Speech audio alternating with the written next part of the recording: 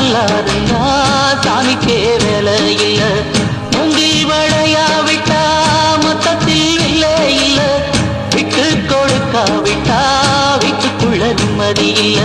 குத்தம் மட்டும் பார்த்து புட்டா இனிக்காது இல்லறமே. கசந்தாலும் வேப்பமரம் விஷம் தீர்க்கும் அஞ்சுகமே. கணவனுக்கு கதவடைக்காதே அடி பெண்ணே, காத நம்பி முடிவெடுக்காதே.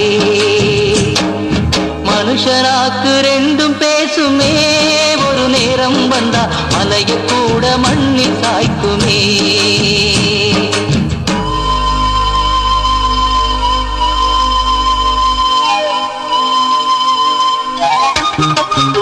Thank you.